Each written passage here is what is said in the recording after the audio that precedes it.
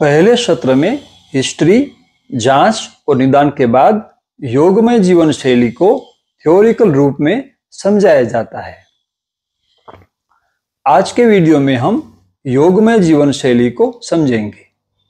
योगमय जीवन शैली का अर्थ है हर कार्य को सतर्कता, सहजता और आनंद के साथ करना। हर कार्य में स्वयं का तटस्थ अवलोकन करना, स्व में स्थिर रहना, यानी 24 घंटे योग में रहना, ध्यान में रहना। बोध, विवेक, जागृति या होश रखना। ये एक होश या बोध का तत्व हम साधते हैं तो खुद ब खुद हमारा आहार, व्यायाम और विश्राम सम्यक होने लगता है, जो सतत जागृति के लिए अनिवार्य है। सम्यक का मतलब है न कम न ज्यादा। जो आहार, व्यायाम और विश्राम के बाद हमें स्फूर्ति, प्रसन्नता और हल्केपन का अनुभव हो, वो आहार, व्यायाम और विश्राम सम्यक है।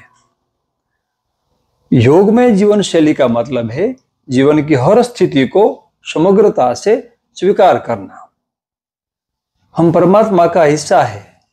परमात्मा के द्वारा बनाई गई ये सृष्टि का विरोध का अर्थ है स्वयं का विरोध। और यह शाश्वत सत्य है कि शिकायत करने वाला या अस्वीकार करने वाला मन कभी शांत और स्वस्थ नहीं हो सकता। शारीरिक, मानसिक, भावनात्मक, सामाजिक, आध्यात्मिक, पारिवारिक और व्यावसायिक, इन 7 प्रकार के संपूर्ण स्वास्थ्य के लिए योग का 1 घंटा पर्याप्त नहीं है, बल्कि जीवन की हर क्रिया योगमय होनी चाहिए। यदि हमारी जीवन शैली इसी योगमय होगी तो हम भविष्य की चिंता और फल की आशा से मुक्त हो जाएंगे और वर्तमान में कार्य कर सकेंगे। वर्तमान में कार्य करने से कार्य में एकाग्रता स्वतः ही बढ़ जाएगी और एकाग्रता बढ़ने से सफलता स्वतः ही प्राप्त हो जाएगी। और हम गीता में भगवान श्री कृष्ण द्वारा बताए गए कर्म योग को प्राप्त करेंगे। इस सत्र में व्यक्ति को योगमय जीवन शैली के लिए उसके व्यक्तित्व के अनुरूप दिनचर्या बताई जाती है। योग या ध्यान 2 प्रकार के होते हैं, निष्क्रिय और सक्रिय। रात को सोते समय या दिन में जब समय मिले तब चुपचाप बैठकर स्वयं का, शरीर, विचारों या भावनाओं का तटस्थ अवलोकन निष्क्रिय ध्यान है। मतलब जो हो रहा है उसे होने देना, उसमें कुछ भी अपनी तरफ से ना करना ध्यान है। सक्रिय ध्यान का अर्थ है समर्पण भाव से, फल की आशा किए बिना, साक्षी भाव से दिन के दौरान होने वाले कार्यों का निरीक्षण करना। उदाहरण के लिए खाते समय खाने की क्रिया को देखना, चलते समय चलने की क्रिया को देखना, शरीर को खाते हुए या शरीर को चलते हुए एक दर्शक की तरह देखना, जिसे बौद्ध धर्म में विपश्यना और जैन धर्म में प्रेक्षा ध्यान कहा जाता है। भगवान कृष्ण इसे दृष्टाभाव या कर्म योग कहते हैं। वर्तमान बुद्ध पुरुष ओशो इसे साक्षी साधना कहते हैं। कृष्णमूर्ति इसे निर्विकल्प दशा कहते हैं और गुरुजीएफ इसे आत्मस्मरण कहते हैं।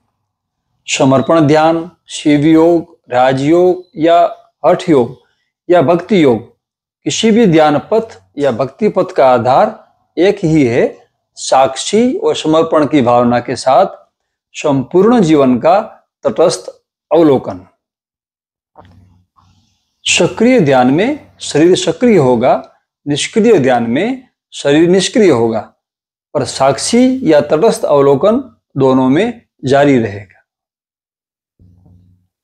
आने वाले सेशन में यौगिक जीवन शैली के 7 अंग को थ्योरिकल और प्रैक्टिकल रूप में समझाया और कराया जाता है, जिनके नाम है, पहला है ऊर्ध्व अचेतन ध्यान, दूसरा है ऊर्ध्व ब्लिस मेडिटेशन, तीसरा है ऊर्ध्व होल बॉडी लाफ मेडिटेशन।